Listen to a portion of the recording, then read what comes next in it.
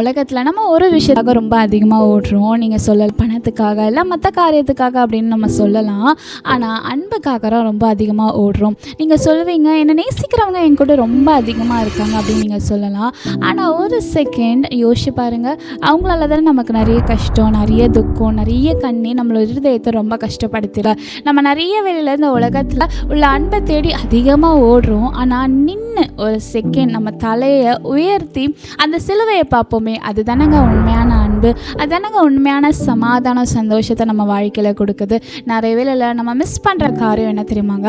எனக்கு ஆண்டவரும் வேணும், எனக்கு பாவமான வாழ்க்கையும் வேணும். எனக்கு ஆண்டவரும் வேணும், ஆண்டவருக்கு பிடிக்காத வாழ்க்கையும் வேணும். எனக்கு ஆண்டவரும் வேணும், எனக்கு இந்த உலகமான காரியங்களும் வேணும் அப்படின்னு சொல்லிட்டு நிறைய வேளையில் நம்ம அந்த இடத்துல போகிறோம். 2 இடத்துலையுமே நம்ம காலை வச்சுட்டு இருக்கோம். அதுதான் மத்தேயு 6:24 சொல்லப்படுது, 2 எஜமான்களுக்கு ஊழியம் செய்ய ஒருவனாலும் கூடாது.